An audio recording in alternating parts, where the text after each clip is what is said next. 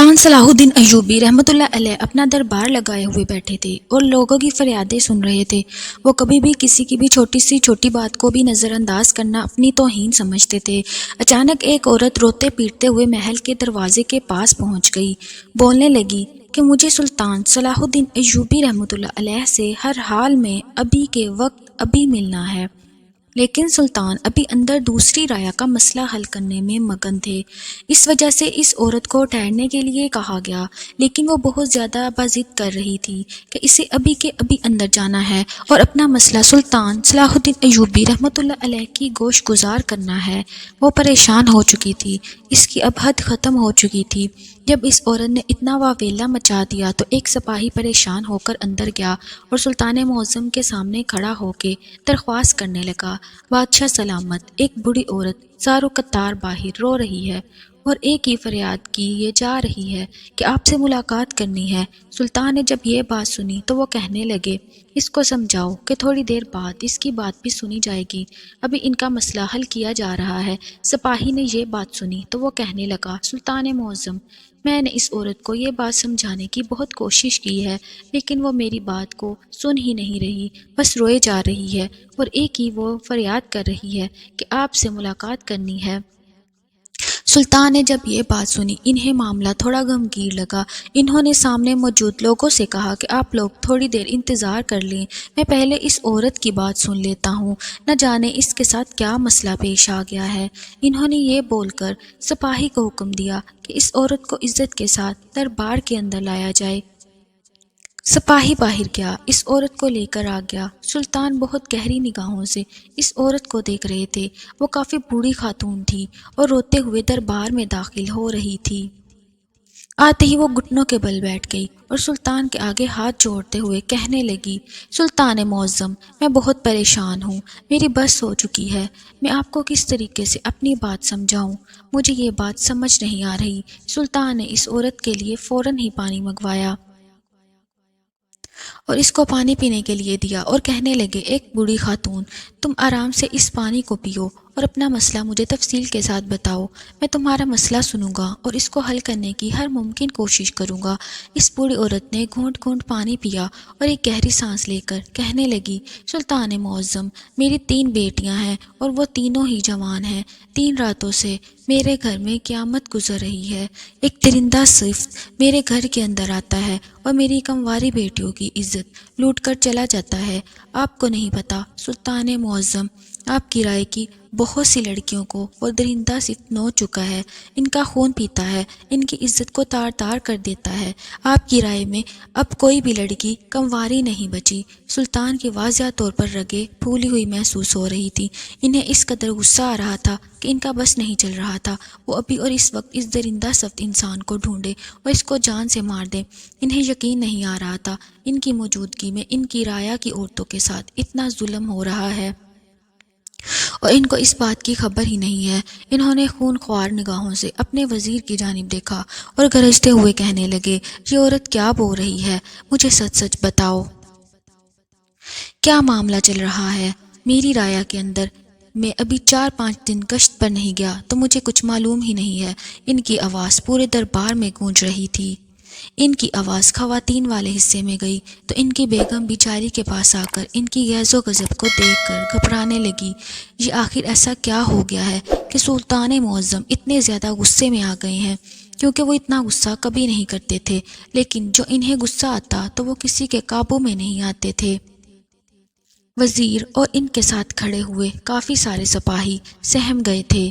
ان کا اس طریقے سے انداز گفتگو اس عورت کو بھی ڈرا گیا تھا اور وہ اپنی جگہ سے کھڑی ہو کر انہیں خوفزدہ نگاہوں سے دیکھنے لگی تھی۔ انہوں نے جب اپنی رعایا کی عورت کو ڈرتے ہوئے دیکھا تو وہ کہنے لگے کہ بوڑھی عورت، تم رو نہیں، یہ معاملہ میرے ہاتھ میں ہے، میں ہر حال میں معاملے کی تحقیقات کروں گا اور اس درندہ صفت انسان کو پکڑ کر زندان میں ڈال دوں گا اور اس کو پھانسی پر چڑھا کر اس کو اپنی نیند سلا دوں گا۔ تم مطمئن ہو کر گھر جاؤ، تمہاری بیٹیوں کی عزت لوٹنے والے کا انجام بہت برا ہوگا۔ وہ عورت اپنے آنسو صاف کرتے ہوئے خوشی سے وہاں سے چلی گئی۔ سلطان معظم کو اس بات کی بہت حیرت تھی کہ اتنے دنوں سے یہ سب کچھ چل رہا ہے اور اتنی لڑکیوں کی عزت کو لوٹا جا چکا ہے، اس کے باوجود ان کے پاس خبر اب پہنچ رہی تھی۔ انہوں نے باقی تمام لوگوں کے مسائل بھی سنے اور ان کا مسئلہ حل کر کے بھیج دیا، لیکن اب ان کی سوئی اس عورت کے مسئلے پر اٹک چکی تھی۔ وہ سمجھ نہیں پا رہے تھے کہ یہ کون ہے جو آدھی رات کو گھروں میں گھس کر آیا کہ لڑکیوں کی عزت کو لوٹتا ہے۔ انہوں نے وزیر سے سارے معاملے کے بارے میں بات کی کہ مجھے یہ بات سمجھ نہیں آ رہی کہ کس نے ابھی تک آ کر مجھ سے شکایت کیوں نہیں کی۔ اگر آیا کہ اتنی لڑکیوں کی عزت خراب ہو چکی ہے تو ان کے گھر والے میرے پاس آ کر ان کے بارے میں بات کیوں نہیں کر رہے۔ یہ بات سن کر وزیر کہنے لگا، سلطان معظم، آپ جانتے ہیں کہ عورت کی عزت بہت نازک ہوتی ہے۔ عورت کی عزت کو تار تار کر دیا گیا ہے تو کوئی بھی مرد اسے شادی نہیں کرتا۔ ان چیزوں سے ماں باپ بہت ڈرتے ہیں، اس وجہ سے کوئی بھی آپ کے پاس آ کر شکایت نہیں کر پایا، اور آج معاملہ یہاں تک پہنچ گیا کہ اب رایا کی کوئی کنواری لڑکی ہی نہیں بچی۔ وہ یہ بات سن کر ایک دم سکتے کی حالت میں آ گئے، خاموش ہو گئے۔ وزیر نے جب انہیں کچھ بولتا ہوا نہیں دیکھا تو ان سے اجازت چاہی اور وہ سلطان معظم اپنی نشست پر بیٹھے بالکل خاموش ہو گئے۔ ان کا ضمیر انہیں ملامت کر رہا تھا کہ وہ یہی باتیں سوچتے ہوئے بہت زیادہ بے چین ہو رہے تھے۔ ایک تو ان کی رایا ان کے پاس اس بات کی شکایت لے کر نہیں آ رہی تھی، اور دوسروں نے معلوم نہیں ہو پا رہا تھا کہ آخر وہ درندہ کون ہے۔ انہیں صرف اور صرف صبح کا انتظار تھا، کیونکہ ان کی دماغ میں جو منصوبہ بندی چل رہی تھی، اگر وہ کامیاب ہو جاتی تو ان کی زندگی سنور سکتی تھی اور وہ درندہ ان کی گرفت میں آ سکتا تھا۔ انہوں نے صبح کا بہت بے صبری سے انتظار کیا، اور جیسے ہی سورج کی پہلی کرن پھوٹی وہ اپنے کمرے سے باہر نکل کر آئے اور وزیر کو بلا کر ان سے بات چیت کرنے لگے۔ ہم لوگوں کو کس طریقے سے اس درندے کو پکڑنا ہے، قربانی دینی ہوگی۔ مانتا ہوں تمہاری بیٹی ابھی صرف ایک دن کی ہے، اس کی عزت تمہاری عزت ہے، اس کی عزت لوگوں کی عزت ہے، لیکن آج ایک وزیر کی بیٹی کو خود کو قربان کرنا ہوگا۔ وزیر نے جب یہ بات سنی تو وہ کہنے لگا، بادشاہ سلامت، مجھے آپ کی بات بالکل بھی سمجھ نہیں آ رہی۔ آپ کے لیے جان بھی حاضر ہے، لیکن اپنی بیٹی کی قربانی کی وجہ کس وجہ سے دوں؟ وہ کہنے لگے، وزیر تم جانتے ہو رایا کی ہر لڑکی اب کنواری نہیں ہے، اور میں نے یہ بات گہرائی میں سوچی ہے کہ تمہاری بیٹی ابھی کنواری ہے۔ تم نے یہ بات دیکھی کہ وہ درندہ دوبارہ ان لڑکیوں کے پاس نہیں گیا جن کو وہ استعمال کر چکا ہے، اور ہماری رایا کی ہر لڑکی کی ہی وہ عزت لوٹ چکا ہے تقریباً، اور اب تمہاری بیٹی پیدا ہوئی ہے۔ یہ بات اس کے کانوں تک پہنچی ہوگی، صرف تمہاری بیٹی ہی کنواری ہے۔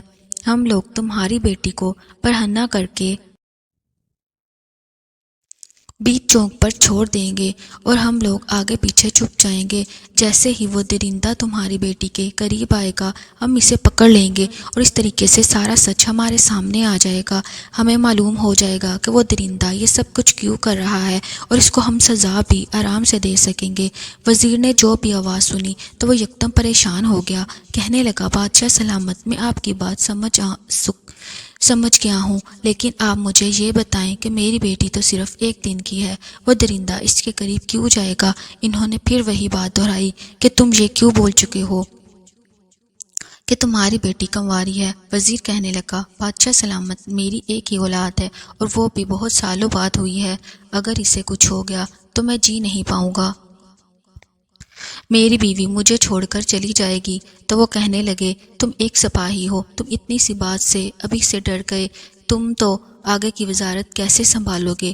اب یہ بات سن کر خاموش ہو گیا اور کہنے لگا، بادشاہ سلامت، آپ کے لیے جان بھی حاضر ہے، میں اپنی بیٹی کی قربانی دینے کے لیے تیار ہوں۔ وزیر کی بات سن کر بادشاہ نے اسبات میں سر ہلایا، اور رات کا 1 کا وقت ان لوگوں نے طے کر لیا۔ وزیر جب اپنی بیوی سے بیٹی لینے کے لیے گیا تو اس نے سختی سے منع کر دیا کہ میں اپنی بیٹی کسی صورت نہیں دوں گی، لیکن وزیر کے سمجھانے پر اور اپنی بیٹی کو یہ یقین دلانے پر بیوی کو یہ یقین دلانے پر کہ تمہاری بیٹی سب کی حفاظت میں ہوگی، بس اس کو ہم لوگ ایک مہرے کے طور پر استعمال کریں گے، تم اسے دے دو، تو نہ چاہتے ہوئے بھی اس کی بیوی نے بڑے دل کے ساتھ اپنی بیٹی دے دی۔ ان لوگوں نے بیچ چوراہے پر برہنہ کر کے بیٹی کو چھوڑ دیا اور اس کے پاس چھپ کر اس منظر کو دیکھنے لگے کہ آخر کون ہے وہ درندہ جو معصوم لڑکیوں کی عزت کو نوچ رہا ہے، ان کا خون پی رہا ہے۔ سب کی نگاہیں اس بچی پر پڑی جمی ہوئی تھی، کیونکہ سب کے لیے اس بچی کی حفاظت بہت ضروری تھی۔ سلطان خاص طور پر اس وجہ سے ہی وہاں پر آئے تھے، ورنہ یہ کام ان کا وزیر اور سپاہی بھی کر سکتے تھے۔ اچانک ہی ان لوگوں نے جب سامنے کا منظر دیکھا، وہ ان کے اوسان خطا کرنے کے لیے کافی تھا۔ ایک 6 فٹ کا آدمی سر جھکائے چلتا ہوا آ رہا تھا۔ سلطان اور ان کے سارے سپاہی ایک دم ہوشیار ہو گئے۔ وہ سمجھ چکے تھے کہ یہ وہی انسان ہے۔ وہ آدمی چلتا ہوا اس بچی کے پاس پہنچ چکا تھا، جبکہ پیچھے سے 2 سپاہی دھیرے دھیرے اس کی طرف قدم بڑھا رہے تھے۔ ان لوگوں کو ڈر تھا اس بات کا کہ اگر اسے ذرا بھی اس بات کا اندازہ ہو گیا کہ پیچھے کوئی کھڑا ہے تو وہ بچی کو نقصان پہنچا سکتا تھا۔ وہ بچی لے کر وہاں سے چلا جاتا۔ اس وجہ سے یہ لوگ بہت خاموشی کے ساتھ یہ سارا کام کر رہے تھے۔ وہ کافی دیر تک غور سے اس بچی کو دیکھنے لگا، اور جیسے ہی اس نے جھک کر بچی کو اٹھایا اور اس کی گردن پر جھکنے لگا، سلطان کے دونوں سپاہیوں نے اسے پیچھے سے اپنی آہنی گرفت میں جکڑ لیا۔ وزیر اور سلطان بھاگ کر اس کے پاس پہنچے اور اس سے بچی چھین لی اور اس کو بندی بنا کر زندان میں ڈال دیا۔ اگلے دن دربار لگا اور اس کو گھٹنوں کے بل بٹھا دیا گیا، اور سلطان نے گرجتی ہوئی آواز میں اس سے دریافت کیا، اے درندہ انسان، تم یہ سب کیوں کر رہے تھے؟ وہ انسان دکھنے میں تو کسی شریف گھر کا ہی لگ رہا تھا، لیکن اس کی حرکتیں بالکل بھی کسی شریف گھر کے انسان کی طرح نہیں تھی۔ اس کا قد کاٹ 6 فٹ تھا، اس کے بال کندھے تک تھے، لیکن اس کا چہرہ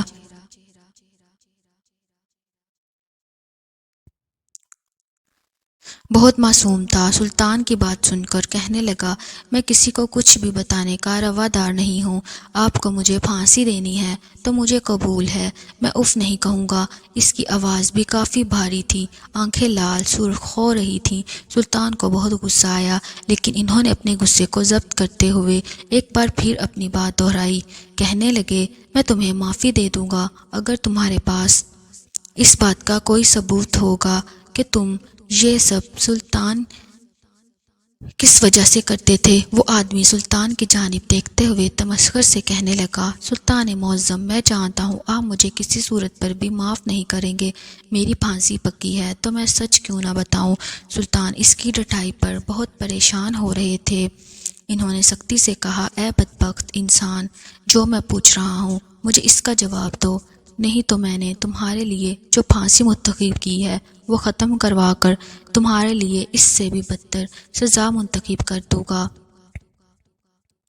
وہ انسان ایک بار پھر مسکرایا، کہنے لگا، اگر مرنا ہی ہے تو کوئی بھی سزا میرے لیے منتخب کی جائے، مجھے منظور ہے۔ سلطان پریشان ہو رہے تھے۔ جب اس بندے نے سلطان کو کافی سے زیادہ پریشان کر دیا تو ایک دم کہکا لگا کر کہنے لگا، سلطان معظم، بڑا مزہ آیا آپ کو پریشان کر کے۔ اب میں آپ کو تفصیل سے آگاہ کرتا ہوں کہ آخر میں یہ سب کیوں کر رہا تھا۔ میں جانتا ہوں یہ سب کے باوجود بھی مجھے پھانسی ضرور دیں گے، کیونکہ میں گنہگار ہوں، میرے ساتھ ایسے ہی ہونا چاہیے۔ اور یقین جانے میں اس بچے کے قریب صرف اور صرف اس وجہ سے گیا کہ وہ سردی کے اندر برہنہ تھی اور میں اسے ڈھکنے کی خاطر اس کے قریب گیا تھا۔ میرا اور کوئی منصوبہ نہیں تھا۔ آپ کی رعایا کے اندر ایک انسان تھا جس نے میری بحث 8 سالہ بہن کے ساتھ زیادتی کی تھی، اور جو میں اس بات کا حساب لینے کے لیے گیا تو اس نے مجھے بہت مارا پیٹا اور دھتکار کر گھر بھیج دیا۔ میں اس وقت کمزور تھا، میں کچھ نہیں کر پایا۔ اس کو یہ دھمکی دے کر وہاں سے لوٹ آیا کہ میں یہ بات سلطان تک پہنچا دوں گا۔ اس انسان نے اس بات کے بعد میرے پورے خاندان کو ہی تباہ و برباد کر دیا۔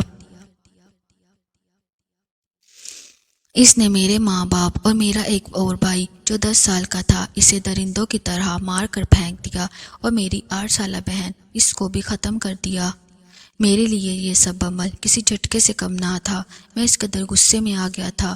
میں نے اسی وقت فیصلہ کیا کہ میں اس سلطنت کی کسی بھی لڑکی کو کنوارا نہیں چھوڑوں گا، سب کی زندگی برباد کر دوں گا، اور اس بدلے کی آگ میں نے تمام گھروں کی بیٹیوں کی عزت کو رون دیا۔ میں جانتا ہوں میں نے یہ بہت غلط کاری کی ہے، لیکن جو مجھے انصاف نہیں دلایا گیا تو میں نے اپنا انصاف اپنے طریقے سے لیا۔ میں نے اس انسان کو بھی ختم کر دیا جس نے سب کچھ میرے ساتھ کیا تھا، اور میرا یہی منصوبہ تھا کہ میں ہر گھر کی بیٹی کی زندگی کو تباہ برباد کر دوں گا، لیکن اس بری خاتون نے پہلے ہی آپ تک یہ خبر پہنچا دی اور سب کچھ میرے ہاتھ سے نکل گیا۔ وہ بول کر چپ ہوا۔ تو یہ ایسا محسوس ہوتا تھا جیسے دربار میں کوئی دوسرا بیٹھا ہی نہ ہو، سب کچھ ساکن سا ہو گیا تھا، اور سارے لوگ سانس روک کے اس انسان کی باتیں سن رہے تھے، اور لوگ جو ابھی تک اس کو درندہ مان رہے تھے اب اس کو رحم طلب نگاہوں سے دیکھ رہے تھے۔ وہ کسی روٹھے ہوئے بچے کی مانند لگ رہا تھا جس کا سارا خاندان ختم ہو چکا تھا اور وہ بدلے کی آگ میں جل رہا تھا۔ سلطان نے اس کو معافی نہیں دی تھی اور اس کو تمام بیٹیوں کی عزت خراب کرنے کے چکر میں پھانسی پر پھانسی دے دی تھی، لیکن انہیں یہ سب سن کر بے حد افسوس ہوا تھا۔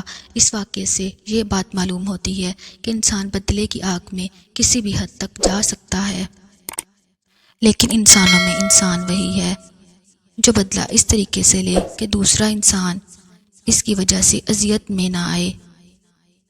اس آدمی نے بدلہ لینے کے بجائے پوری رایا کی لڑکیوں کو برباد کر دیا تھا، جس کی وجہ سے اس کو معافی نہیں ملی تھی اور اس کو پھانسی دے دی گئی تھی۔ ناظرین، مزید ایسی ویڈیوز کے لیے ہمارے چینل کو ضرور سبسکرائب کر لیجیے گا۔ شکریہ۔